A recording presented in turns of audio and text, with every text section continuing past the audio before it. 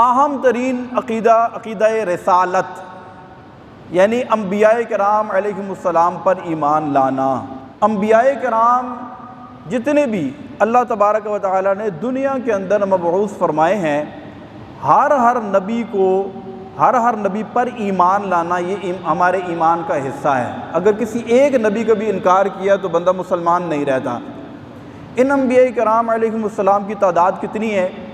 کوئی فکس تعداد کسی روایت میں نہیں آئی ہے، اسی لیے ہم کہتے ہیں کہ کم و بیش 1,24,000 انبیاء کرام۔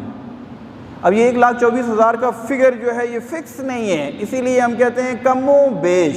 جب بھی آپ اس تعداد کو بیان کریں تو اس کے ساتھ کم و بیش کا لفظ ضرور لگایا کریں۔ کیوں کہ ہو سکتا ہے کہ 1,24,000 سے 1-2 اگر اوپر ہوئے تو ہم نے فکس تعداد کہا کہ انبیاء کرام 1,24,000 ہے، تو گویا کہ 1,24,000 فکس تعداد پر تو ہم ایمان رکھتے ہیں، لیکن اگر 1-2 اوپر ہوئے تو گویا کہ ہم نے ان کی نبوت کا انکار کر دیا، یا اگر 1-2 کم ہوئے تو کیا کچھ غیر نبی کو ہم نے نبی مان لیا؟ تو یہ دونوں چیزیں اسلام کے منافی ہیں۔ لہذا جب بھی ہم نے انبیاء کرام علیہم السلام کی تعداد کو ذکر کرنا ہے تو یوں کہنا ہے کہ کم و بیش 1,24,000 انبیاء کرام۔ ان انبیاء کرام میں سب سے افضل ہمارے نبی پاک حضرت محمد مصطفیٰ صلی اللہ تعالی علیہ وسلم ہیں۔ اس کے بعد حضرت سیدنا ابراہیم خلیل اللہ علی نبینا وعلیہ الصلاۃ والسلام ہیں۔ اس کے بعد حضرت موسیٰ علیہ الصلاۃ والسلام ہیں۔ اس کے بعد حضرت عیسیٰ علیہ الصلاۃ والسلام ہیں، اور اس کے بعد حضرت نوح علیہ الصلاۃ والسلام ہیں۔ یہ 5 اولو العزم انبیاء کہلاتے ہیں یا رسول۔ اچھا، انبیاء اور رسول کے اندر کیا فرق ہے؟ ہر رسول نبی ہوتا ہے لیکن ہر نبی رسول نہیں ہے۔ نبی ان کو کہتے ہیں کہ جو اپنے گزشتہ جو رسول گزرے ہیں ان کی شریعت کی تعلیمات کو لوگوں تک پہنچاتے ہیں۔ رسول اسے کہتے ہیں کہ جو اللہ تبارک و تعالیٰ کی جانب سے نئی شریعت اور قوانین لے کر آتے ہیں۔ ان انبیاء کرام علیہم السلام کے اوپر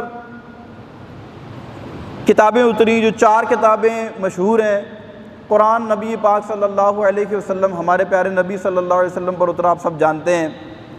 توریت جو ہے یہ حضرت موسیٰ علیہ الصلاۃ والسلام پر اتری، انجیل حضرت عیسیٰ علیہ الصلاۃ والسلام پر اتری، اور زبور جو ہے یہ داؤد علیہ الصلاۃ والسلام پر اتری۔ ان تمام کتب سماویہ پر ایمان لانا ضروری ہے۔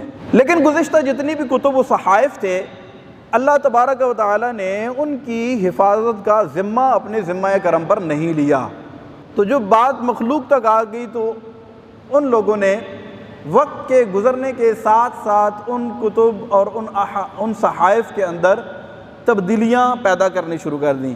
لہٰذا ان کتب کے اندر وہ باتیں جو قرآن سے موافق ہیں ہم انہیں اللہ کا کلام سمجھتے ہیں، اور جو ہمارے قرآن سے ٹکراتی ہیں باتیں ہم یہ سمجھیں گے کہ اس میں تحریفات کی گئی ہیں، یہ تحریفات والے الفاظ اور فکرے ہیں۔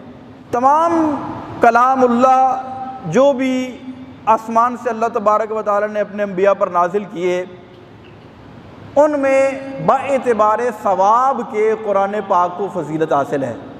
ازرو کلام ہونے کے تمام کلام برابر ہیں کیونکہ وہ اللہ کے کلام ہیں، لیکن جس کے پڑھنے کا ثواب زیادہ ہے وہ کیا ہے؟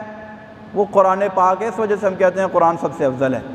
اور ایک مزے کی بات یہ ہے کہ اور کوئی کتاب، کوئی صحیفہ، کسی کے بارے میں ہم حلفاً اور قسمیہ نہیں کہہ سکتے کہ یہ ایز اٹ از موجود ہے، لیکن قرآن پاک اللہ تبارک و تعالیٰ نے جس طرح اپنے محبوب کریم علیہ الصلاۃ والسلام کے قلب اطہر پر نازل کیا، بالکل ایز اٹ از، حرف بحرف، ورڈ ٹو ورڈ، ابھی اس وقت ہمارے پاس موجود ہے اور قیامت تک رہے گا۔ بلکہ یہ وہ معجزہ ہے کہ اس کے علاوہ اور کسی نبی علیہ الصلاۃ والسلام کا کوئی معجزہ اس انداز سے اب دنیا کے اندر موجود نہیں ہے، کیونکہ قرآن پاک میں اللہ تبارک و تعالیٰ نے خود ارشاد فرمایا انا نحن نزلنا الذکر و انا لہ لحافظون، ہم نے ہی اس کو نازل کیا اور ہم ہی اس کی حفاظت کریں گے۔